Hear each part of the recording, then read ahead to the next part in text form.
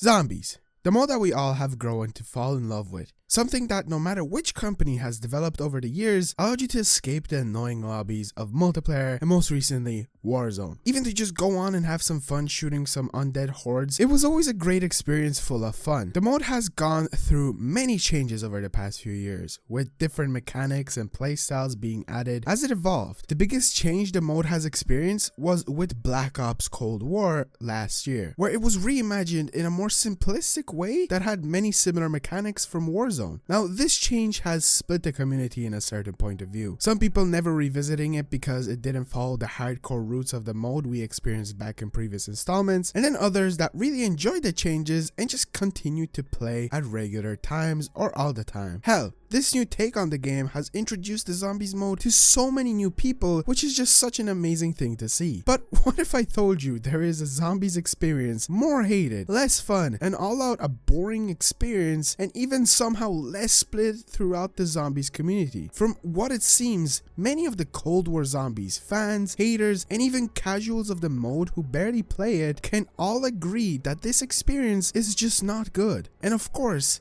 that is Vanguard zombies. Now don't get me wrong, this video isn't a hate message towards the game nor towards the devs that put their all into it and probably still are even more than previously. We can all agree that Vanguard's launch is a bit rough or even extremely rough, with lack of content that should have been there at the start and not even being a great experience overall to make you play it the countless hours you were able to do in the past. But one interesting thing is, Cold War itself also didn't have a great launch with the zombies mode. Not only did it suffer with lack of content, but it had many issues involving bugs and much more. So today I want to take a look at Cold War zombies up against Vanguard zombies to see which game launched with lesser content or the differences between them. Obviously, it would be unfair if I took Cold War that has went through many changes over the past 6 seasons and put it up against the unfinished mess that Vanguard is. So what we'll be doing is traveling back in time to the most earliest version of Cold War zombies that I could get. It's not the perfect launch version of the game, but if you look at Vanguard as of right now, it has went through some bug fixes and changes. And if you're wondering how I'm able to do this comparison with Cold War versus Vanguard, get the earliest version of Cold War. Essentially, I never updated my PlayStation 4, which I don't play on, and it had the earliest version, which is 1.6 on the PlayStation 4 itself. So that's the place we'll be getting most of the comparisons from. So anyway, with those out of the way, let's get right into the video on a little bit of a nostalgia trip, I guess you could call it. Before we get into the more nitpicky and specific things in the video, let's quickly look at the basic things that made a reoccurring return in both Cold War and Vanguard zombies. Cold War launched introducing many new mechanics and things to the classic mode. First one being the addition of operators instead of a crew. This feature has made a return in Vanguard, and in all honesty, it has been poorly received by fans, but I think everyone can come to a conclusion that this is where the future of the zombie mode will be going. Another new thing being salvage. Cold War released with 2 different rarities to it. Normal grade salvage, which was fairly common to get, and high grade salvage, which was more rare and could become fairly common in the higher rounds. The main purpose of this currency was to be able to purchase armor, weapon rarity, lethals, tacticals, and score streaks at buy stations that are scattered around the map in multiple different locations, or an armor stand, which was also a new feature added in Cold War zombies. In Vanguard, this feature of salvage returned, but currently only having green rarity and only being able to purchase armor, tacticals, and lethals, as score streaks are currently not in the launch version of the game. Moving back to the armor feature, this was a new replacement for the shield that we have seen since Black Ops 2 zombies. In all honesty, the armor feature is pretty good in my opinion, and it did show up in both Cold War zombies and Vanguard. But the armor stand had also a different ability in Cold War, and that was that it could upgrade the rarity of your weapon. This was a brand new addition to the zombies experience and took a lot of inspiration from Warzone with its weapon rarity. The ones that we had in Cold War were blue, green,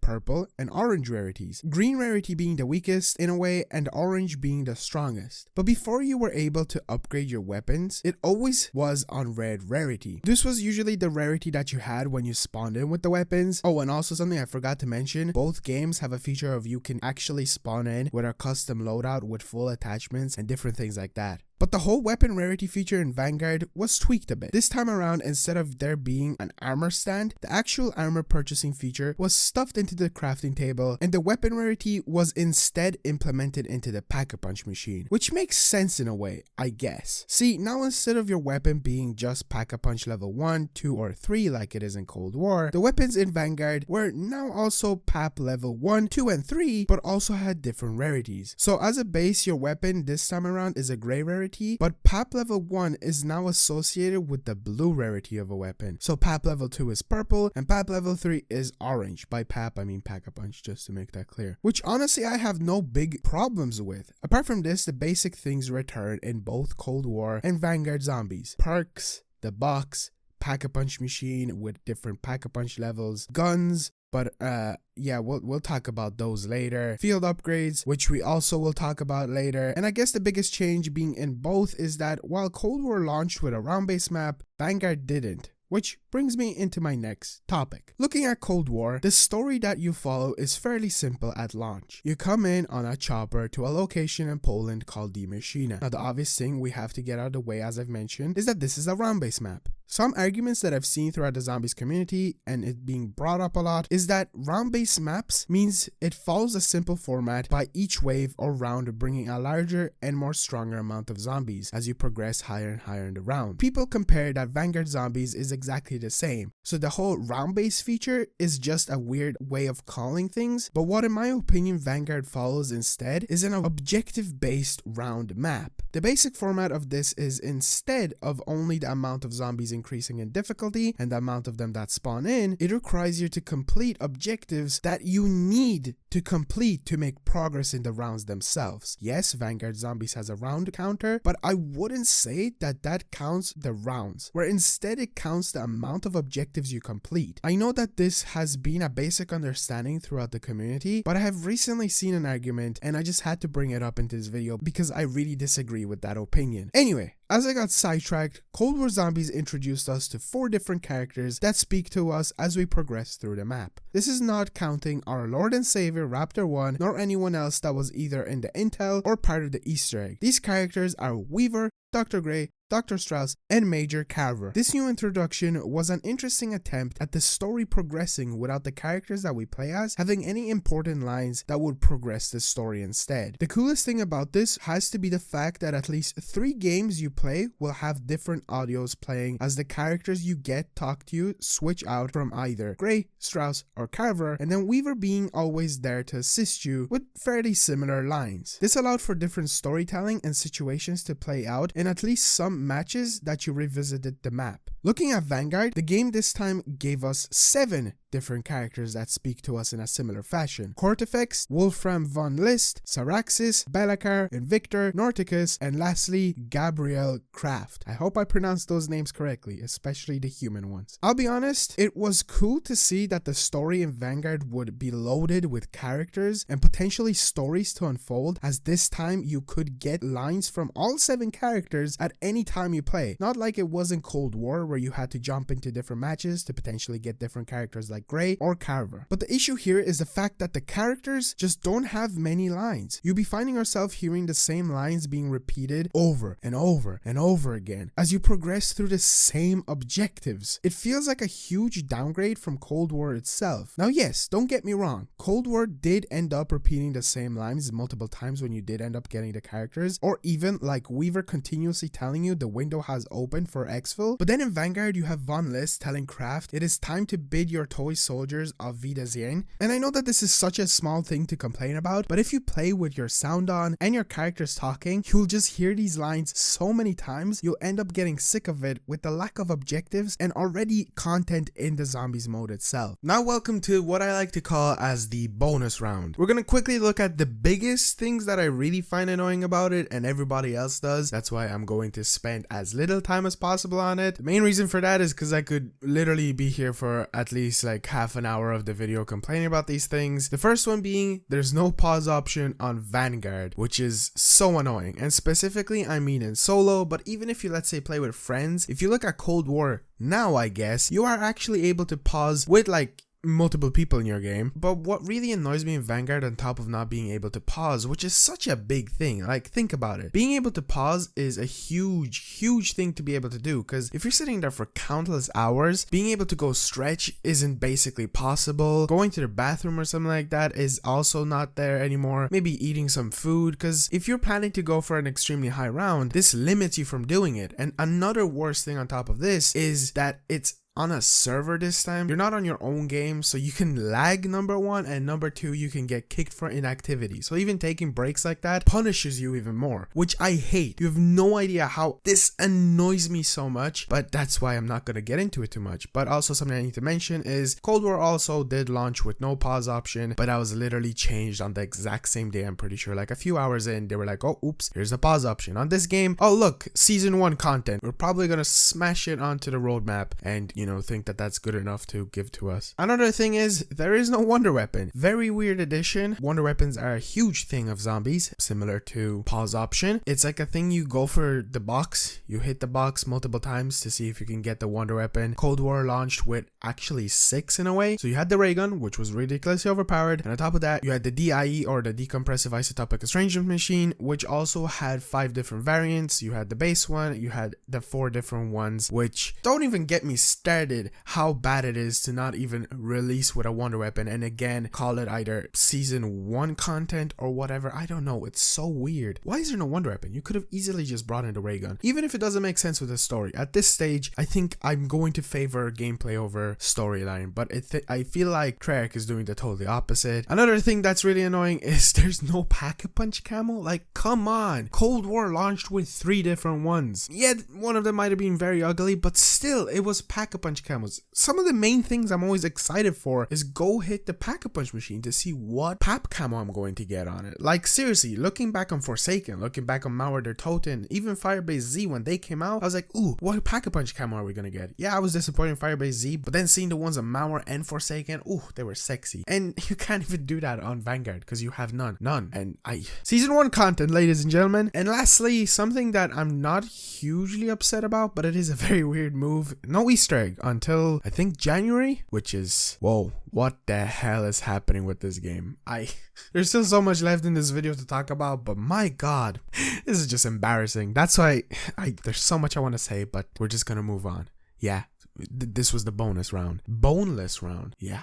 The next thing I want to talk about is skill tiers and covenants. Skill tiers were added in Cold War, and it really revolutionized the way the replayability was on that game. The basic understanding of what skill tiers did was it gave you multiple additions to different types of things like perks, weapons, and field upgrades. I will be getting into the detail of field upgrades and actual skill tiers of perks later in the video, but first I have to go over the basic understanding of how everything works, and how, in my opinion, the covenant feature in Vanguard is just a huge downgrade of this. The way skill tiers work in Cold War Zombies from launch was once you've made progress in rounds, you were able to unlock raw Ethereum crystals. The cool part about this, in my opinion, was the fact that you're able to unlock these every 5 rounds starting from round 11, which really just gave more meaning to go up in higher rounds other than just having the satisfaction of getting higher and higher rounds and then, you know, just having a thing to flex. On top of this, it also gave more meaning to exfilling. Exfil feature is a thing that returned in Vanguard Zombies, slightly less better because all you have to do is kill a certain amount of zombies and then run to a portal, whereas in Cold War Zombies it has more of a tense feature to it where you have to kill a certain amount of zombies in a limited amount of time or our boy Raptor 1 gets shot down. But it gave him more meaning by not only escaping the map, you were also able to collect more Ethereum crystals, so if you're a person who didn't like to go up for high rounds, you always had a different option for collecting them. After you've received a required amount of the crystals in a game or even multiple, you were able to purchase tiers for upgrading things like I've mentioned before, like your field upgrades or even your weaponry, which gave them more abilities that, as I say, just gave the game so much more replayability. Now comparing this to what they did in Vanguard Zombies is just a huge downgrade. The thing that replaces skill tiers in Vanguard are called covenant, altars, or even covenants. Now each covenant has their special ability, and instead of going over it in the video just to make it any much longer, I will have them up on screen so you know what each thing does. The way the covenants basically work is once you complete an objective objective and returned back to the main hub Stalingrad, you were able to walk up to a Covenant altar and purchase one of 3 said Covenants that were around this time. Each time you completed more objectives, they kept on cycling from 11 different Covenants. What could end up occurring was you could get the same Covenants multiple times or brand new ones, which was always a pleasure to see because the RNG in this is ridiculous. If you're a player who perhaps wants to grind camos and you need a certain Covenant, you would have to progress in a ridiculous amount of rounds, which in Vanguard, everything gets so much more difficult and it just becomes a bit over the top to have to progress in these rounds to get Covenants to help you out. It just kind of doesn't make sense in my opinion. To be able to progress higher in the rounds, you should be rewarded with things that get you up in those higher rounds. And if you can't get what you want off the bat, it gets a bit more challenging, which Cold War did do. It allowed you to purchase your upgraded perks with the tiers that you have put into them straight off the bat. Now, I will say Covenants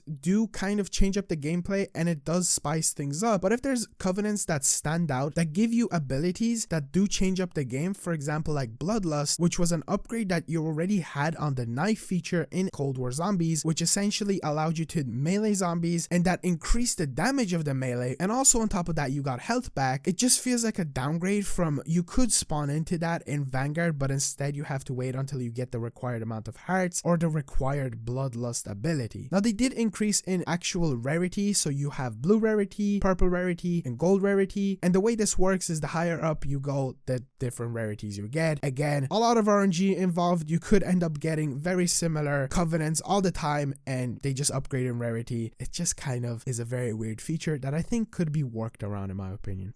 Now let's talk about perks. Oh boy. Where do I even start? The first thing I guess is both games have no perk limit, meaning you have Perkaholic every game you play, and the perk machines themselves look cool in their own way both on Vanguard and Cold War. Cold War bearing a classic look to the OG perks we've seen in the past with a spicy makeover, and instead of having actual bottles this time around they are cans. And Vanguard this time around changes some things up, renaming the perks, which isn't too bad, and giving them a more of a demonic look that this time around allows you to drink out of a creepy looking chalice that is dipped into a pool of the said perk you're drinking. This is kinda really sick in my opinion. But you know what's not sick? The perk system in Vanguard. Yeah, it's kinda ass. But before we get into it, first let's cover Cold Wars, which is far better in my opinion. So Cold War launched with 6 perks. Jug, which finally made a return after its absence in Black Ops 4, Quick Revive, Speed Cola, Stamina Up, Deadshot Daiquiri, and lastly, a brand new addition which honestly has become one of my favorites, Elemental Pop. This new perk gave you the ability to be able to use any ammo mod at random chances by shooting a bullet out of your gun. Now the perks remain to have similar abilities that we've seen in the past, and the only big change coming to Quick Revive, which now instead of reviving you, it allowed you to regenerate health faster after taking damage. One great thing about these perks was that you were able to upgrade them with the skill tiers. For example, Stamina Up after being upgraded allowed you to take no fall damage or even sprint way faster than you could already. Or Jug, giving you more health, which you think would be a bit overpowered, but it kinda isn't. And Speed Cola, allowing you to recharge your field upgrades way faster than you were previously. These weren't as insane as they get in Season 2 of Cold War with Tier 4 and 5 being added, but it still made them stand out more than previous perks we had in the past. And once again, giving more meaning to the Ethereum crystals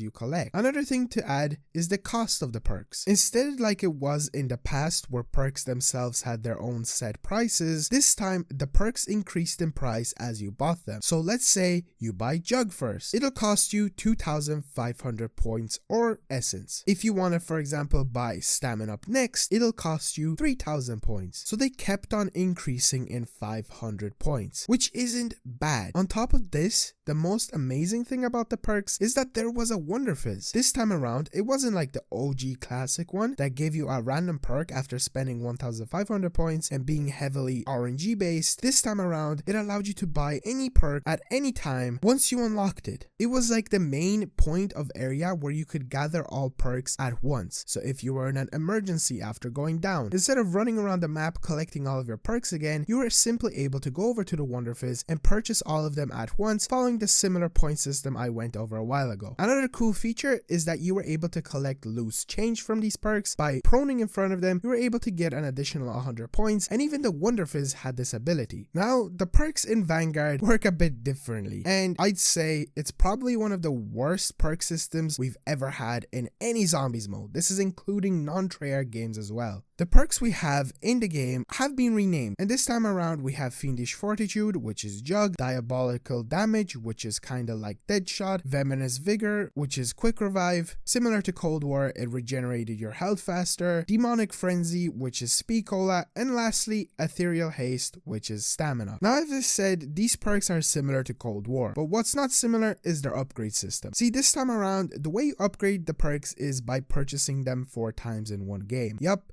No spawn in, buy once, and you're done. No, the perks have simple, normal abilities, but instead of being given to you at once, this time it's cut into 4 tiers, which is just insane to think of. Now, one thing I will say is that the first time you purchase the perk, it is totally free, and once you go down, you don't actually lose the perks, but instead you progressively lose the upgrades. So let's say you're on tier 4 of the perk, you go down to tier 3, you go down again, you go down to tier 2, so on and so forth, but you will never lose the perks themselves. But one thing that isn't cool is that you have to spend a ridiculous amount of points to get to tier 4. So the second tier, I guess if you want to call it that, costs you 2,500 points. Third, 5,000 points, and lastly, the fourth is 7,500. And no, it's not like Cold War. Those numbers aren't for a new perk each time. Those are just for one perk to be upgraded in one game. So you need to do this every single damn time you play. Now, if you add them all with the 5 perks, yes, there are only 5, not like Cold War where it launched with 6, that will result in 75,000 points having to be spent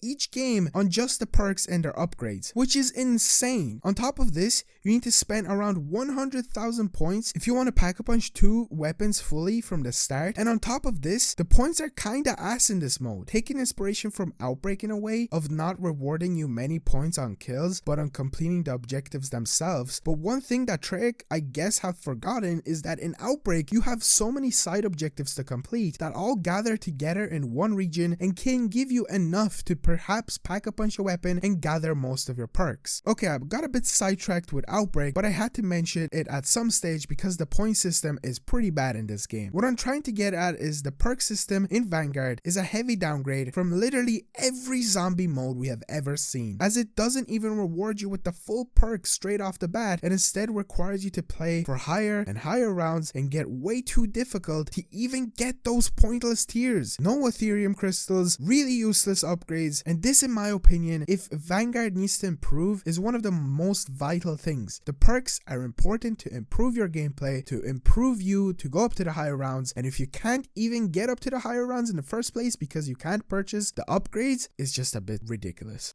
Now let's take a look at field upgrades. These aren't as bad as perks, but still are kinda eh. So once again, the field upgrade feature was a new addition to Cold War, but it kinda is similar to, I guess you could say, what we have in Black Ops 4 with the recharging of, let's say, Takeo's sword, or let's say the gravity spikes. Definitely doesn't have the same abilities, but in a way of getting kills to unlock them, it's very similar. The field upgrades that we have seen introduced in Cold War were Ether Shroud, Frost Blast, Energy Mine, Healing Aura, and lastly, fan favored, Ring of Fire. Similar to perks and weapons, field upgrade had skill tiers, which just changed them up in many different ways. Things like Ring of Fire allowing you to use ammo from your stock instead of magazine while you were in the ring, Ether Shroud getting a longer duration and reloading your ammo after activating, and once again, skill tiers shine through with the field upgrades and just made them extremely useful and essential while you played. Now in Vanguard, not much changed. The same field upgrades returned, similar to Cold War, but minus Healing Aura, which wasn't a huge loss. But this time around, the field upgrades had a personality to them, where in Cold War they were simply just a machine that allowed you to be activated every so often. This time around, they were gods and looked really badass. And even the thing that you used to summon them looked really cool. For example, Ring of Fire looking like a sword, and for some odd reason, Frost Blast had little like bird chicken legs underneath. I guess cool, but as I mentioned at the beginning of this video, the field upgrades are also the things that drive the story. story. They're the characters that speak to you at any given time. You don't even have to have the field upgrade on you for the said one to speak to you. With field upgrades like Belikar and Syraxis mainly driving the story and most of the time being the ones that talk to you, and even some field upgrades being associated to the 3 different objectives that are in the game. And once again, as I've said countless times, these are just a huge downgrade to the ones that we've had in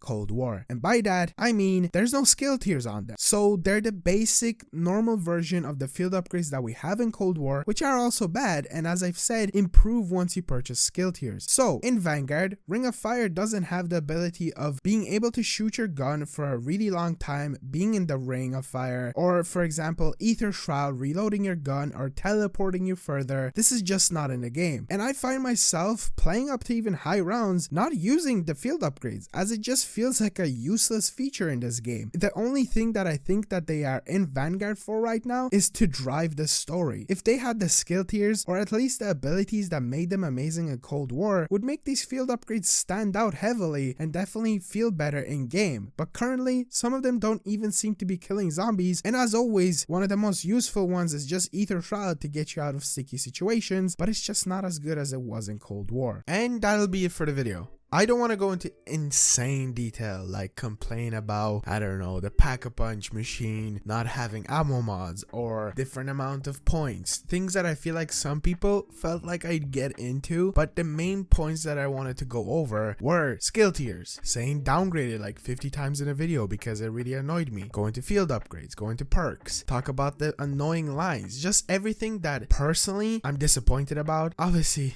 as I said at the beginning, I did say this isn't a hate message to the game devs or the game itself, but slowly over time as I was writing the script, I kind of realized that yeah, no, I think I do hate the game.